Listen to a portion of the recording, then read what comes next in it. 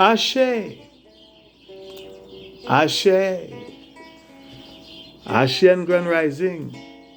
A grand day to you all, once again, my fellow humans. And to be even more specific, Ashe and Grand Rising, a grand day to you all, my fellow natural, native, earthly humans. And welcome to this another of my thought-provoking perspectives. And yes, it is yours truly, I, the Mystic Philosopher. My people, let me remind you that it is high time for thinking. It is high time for reason and for reasoning. Now, please let me also inform you or remind you that everything that I will share with you or discuss with you in this and all my presentations, all my talks, can be disputed. But not all, if at all any, can be refuted. I am sure that like me, you too will agree that everything or that everyone is entitled to his or her opinions. Everyone is entitled to his or her own opinion, his or her own beliefs, his or her own perspectives, even his or her own truths, etc. And it is not my intention to even attempt to change that. It is not my intention to con you or to convert you. I'm just giving you something else to consider, something else to think about, something else to hopefully provoke you to maybe see it a little bit differently, from a different angle of observation. Now, for those of you that don't know me, I am the Mystic Philosopher, aka Dr. David G. Jones, PhD, and I must say thanks to you all for taking the time away from your very busy schedule to be here at this time, listening to me, or maybe watching me, and hopefully learning something new. I always like to remind myself and my audiences, whenever and wherever I get the opportunity or the chance to speak, I always like to remind them of the fact that from my perspective, the most valuable thing, the most precious thing, the most limited and the most uncertain thing that our God, our Elohim, our Creator, whoever, or whatever you may conceive or believe him, her, or it to be, or to be even much more precise, and as the Mystic Philosopher, the most valuable thing that our unknowable source has given to us all is the thing we humans, in our limited enlightenment, in our limited understanding, and overstanding, called what? Time. Just think about it for a moment. And no doubt you too will, or no doubt you too may agree. If at all you seriously think about it, or if at all you seriously think about what I have just said, then I am sure that most of you, if not all of you, my listeners and watchers, will agree that in this our awareness, or in this our current awareness, in this our consciousness, on this side of what we may perceive as reality, this thing that we humans call time is our most limited resource. And for those of you that may have heard me speak on the topic time before, will remember me telling you, or will remember me saying to you, that from my perspective, from my the mystic philosopher's perspective, another word from this the English language for the word time, or the thing time, is the word life. From my perspective, life is equal to time and time is equal to life. And I ask that you please take note of this fact. Because throughout this presentation, throughout this talk, I will be using them interchangeably. Whenever you hear the word time, or whenever you hear time, I ask that you think of life. And whenever you hear life, I ask you that you please think of time. And from my perspective, there is only one of three things that we can do with this thing that is so hard, if not impossible, to define. It is so hard, if not impossible, to define in and by our human mind. This thing called time. And they are, number one, we can spend it, or if you prefer, we can expend it. And number two, we can waste it. And number three, we can invest it.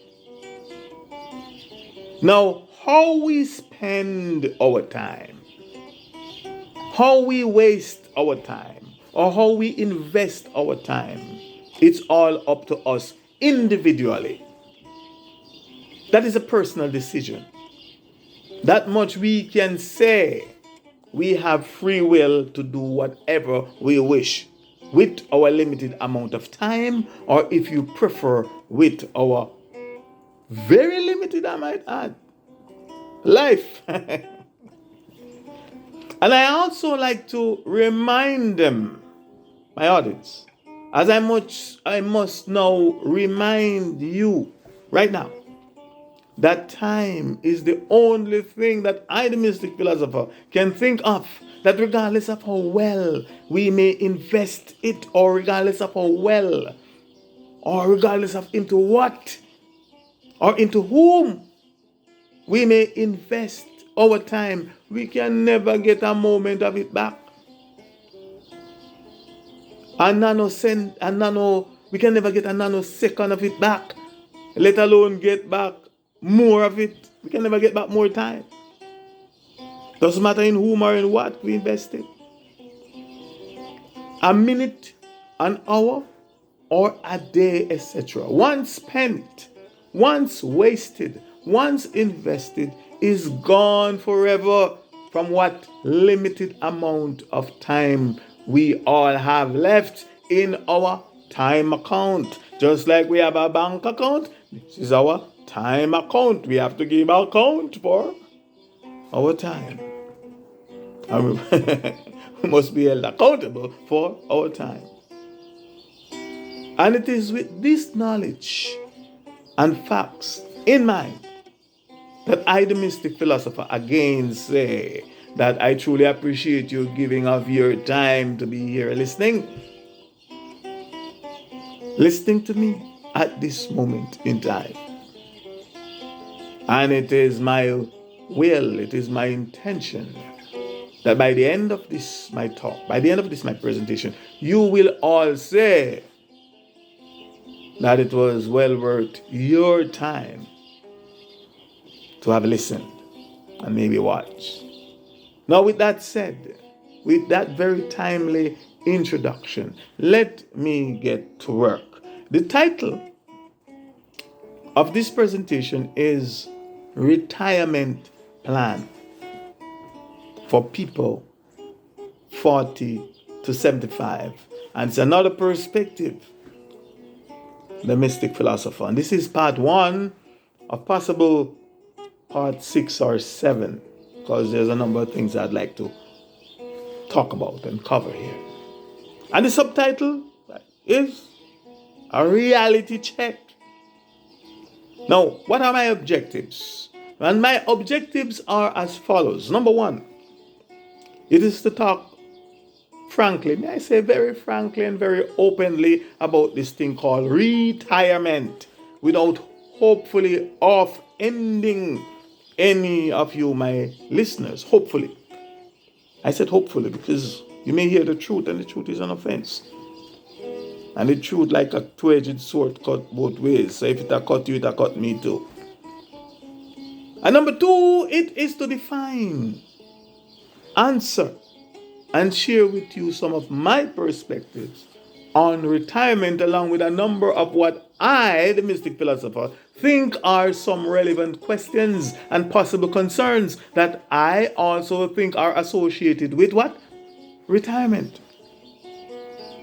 And number three is to hopefully highlight and emphasize why I think it is important that we, while in our youth, which mine gone already, but hopefully some young people is listening, while in our youth and in a conscious state, also known as a state of awareness, our state of awareness, have a retirement plan.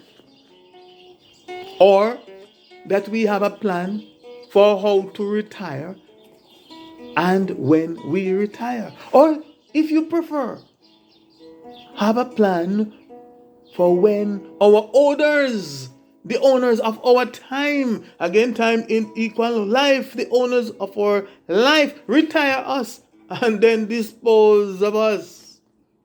So in a way, but it's true. And number four, to look at a variety of retirement plans, including some traditional, some cultural, some unconventional, and some state and employer approved plans. And number five, to do a harsh but very necessary reality check for those of us that have none. Meaning, those of us that have no plan whatsoever, especially those of us that are now middle-aged, meaning 40 and above, seniors, and might be too late, if not very late, but luckily or hopefully not too late in the game, meaning time equal life has run out, or time equal life is rapidly running out, if not completely run out on us. And also for those of us that are fortunate or might be fortunate to have had a retirement plan, but due to a number of unforeseen factors, unforeseen circumstances, factors such as inflation, high cost of living, longevity. Some of us never plan to live this long. I don't know, some make it this far, to be honest. Illnesses, etc.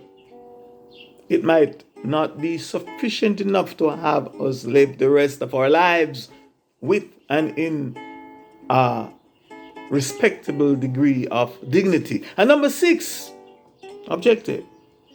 So hopefully by the end of this presentation, I will be able to offer another perspective on what I, the Mystic Philosopher, perceive to be a potential, practical, workable, and affordable alternative retirement plan or solution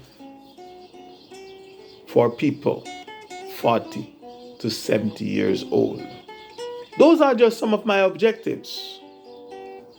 Now, to borrow a quote from one of the Caribbean most popular social media commentator today, the YouTube vlogger, a man who described himself as the people's defender and the voice for social justice advocacy in Jamaica, a young man by the name of Andre Stevens of the Andre Stevens Show on Partner Draw TV. And I quote him, give him credit and give him quote.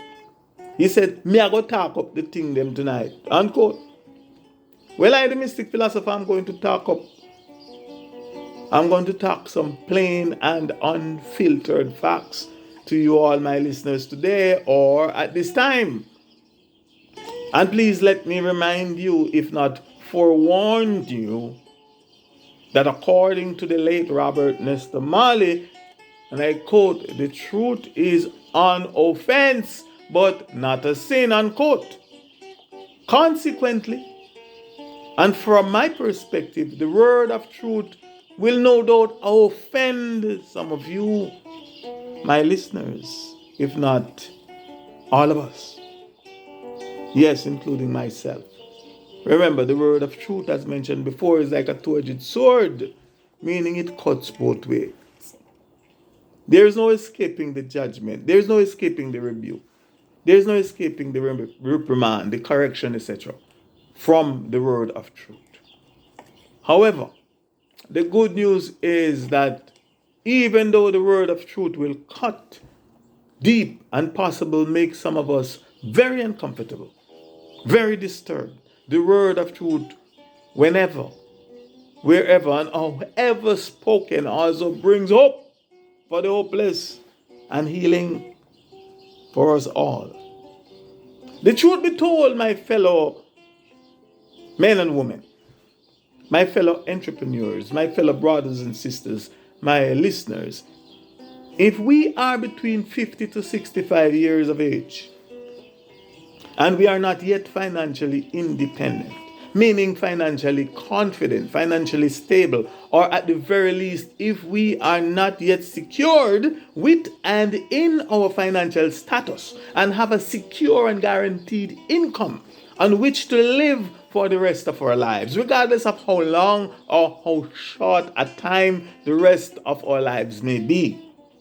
And as a result of this fact, the realistic, logical, and justifiable concerns, if not the realistic, logical, and justifiable fears for our future survival and living condition, like a black cloud is hovering over us, then this my presentation titled A Workable Alternative and Affordable Retirement Plan for People 40 to 75 years old is one that you must, please note, not that you may, but that you must pay very close attention to.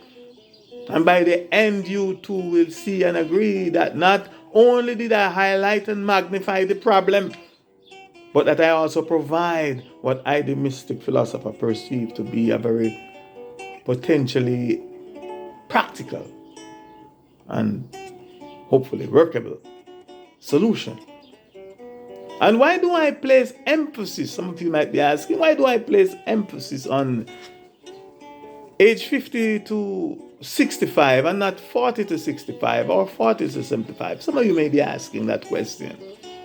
Well, it is because from my perspective, and the evidence will show that those that are 40 and younger may have some time to get it right through trials and errors. But the rest of us have very little time, if at all any.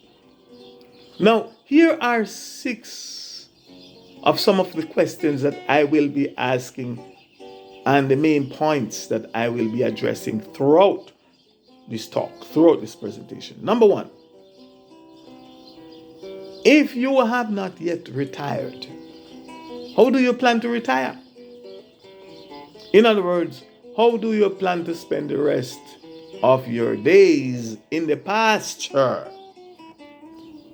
Now, before I go on to question 2, and for the record, please allow me to clarify and shed some more light and some facts on this question. The truth be told, my people, and as no doubt by the end of this 6 to 7 part presentation, you shall shortly see that it is not we as individuals who retire ourselves from the labor force. In other words, it is not we who decide that we are going to leave the labor force. And I ask that you please take note of the word what? Labor force, aka forced labor.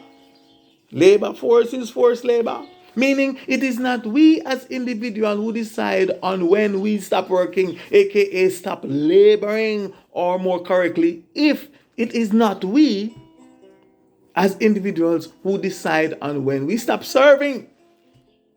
Please take notes of those words. It is not we who decide on when we stop serving or slaving and leaving the labor force, as mentioned before, more correctly, leaving the forced labor, leaving the workforce, aka the forced work. Think about it. It is not, in fact, it is our slave masters, aka our governments, also known as our mind controllers, our owners, our employers, our bosses, etc., who decide if or when they retire us, meaning if or when we are no more of use to them. We have no more of use to them and their mission and their agenda. From my perspective, as long as we are physically alive and are above ground, we are partaking in the labor force, aka we are partaking in the forced labor. We are working for and in the system. We are working for the system and we are working in the system as long as we are alive and above ground. To those of us that are thinking, simple logic coupled with activated common sense will affirm that if time is equal to life, and life is equal time, then whomever or whatever own and control our time also own and control our life. And the record will show and prove that it is until death that we may depart from them or from it, or it is until death that we may be released from the labor force, also known as from the forced labor, and from their ownership and from their control. And it does not matter if we consider ourselves to be civil servants, aka civil slaves. Another word for servant is slave. Slave and servant is the same thing. And it doesn't matter if we are consider ourselves to be public servants or public slaves. It doesn't matter if we consider ourselves to be educated slaves or uneducated slaves, house slaves, or house servants, you name it, aka house servants, or field slaves or field servants, high-end and high-up servants, high-end and high-up slaves, or low-end servants, aka low-end slaves, or as being self-employed, entrepreneurs, business owners, or a disobedient slave or a lazy slave like me, etc. Doesn't matter. The fact is that we are all slaves, aka servants in the labor force, one way or the other, also known as the forced labor. We are all in this thing together. To quote, what's his name? Jones, my namesake. Carly says this is a prison planet. It's a slave planet. So we are all in this thing together. One way or the other, we are participating. We are being controlled, ruled over, and are enslaved. And are enslaved. We are all forced to work. Doesn't matter in what capacity. And as the saying goes, by the sweat of our brow shall we eat bread. However, for those of us that are in the know, we know that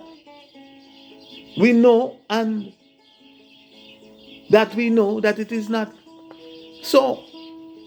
By the sweat of our brow we shall eat bread. It's not by those of us in the know that it is not really, and it should not be so. It is not. We know that it is not natural, but not to stray from my topic. More on that at another time. Now, this is going to be the end of this part 1. So I ask that you please join me in part 2, my fellow humans, for the continuation of retirement plan for people 40 to 75. Another perspective, the Mystic Philosopher. In the meantime and between time, in your becoming, I will let you be more and more and not less, aka bless. For I am the Mystic Philosopher. Ashe, Ashe, Ashe, I say.